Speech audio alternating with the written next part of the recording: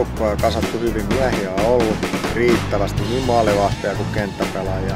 Nyt ryhmä rupeaa olemaan hitsaantunut kasaan, että kesärinki on muodostettu ja tästä ryhmästä sitten tulee se lopullinen joukkue, mikä tulee joskus syksyllä ennen sarjakauden alkuun julkistettu.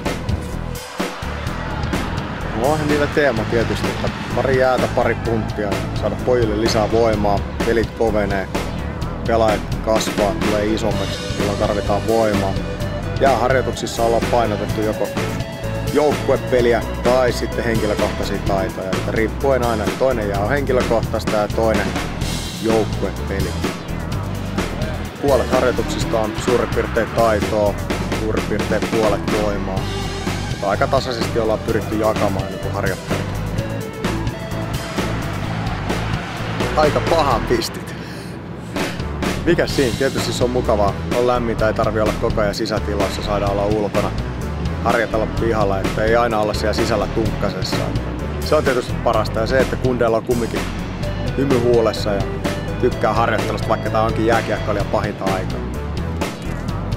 Normaali perus terveellinen ruoka, se riittää, eli ei välttämättä tarvitse mitään lisäproteiinia, varsinkaan jos ei ole treenipäivänä. Treenipäivänä tietysti palautusjuomat, proteiinijuomat, niin saadaan siitä vähän lisäravintoa. Muuten normaali kotiruoka, niin sillä pärjää hyvin.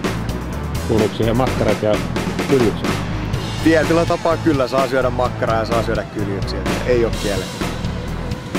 Koppihuumori, siellä on tietysti monenmoista, kun kuulee kaiken näköistä, jutut menee laidasta laitaan ja sanotaan näin, että tietysti monta asiaa on jäänyt mieleen, ihan kaikkea ei kerrota. Ne mitä kopissa tapahtuu jää koppiin ja mitä siellä puhutaan, niin ne jää pukukoppiin. Tietysti vietetään kesälomaa silloin, että se on sitä omaa aikaa, omatoiminen harjoittelu.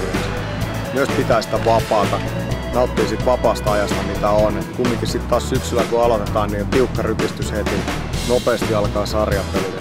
Viettää vapaata, mutta kumminkin pitää sen jo saavutetun kunnon yllä, eli ei mene pelkästään lomailuun.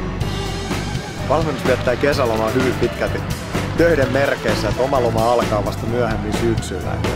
Varsinainen kesäloma vietetään vasta silloin.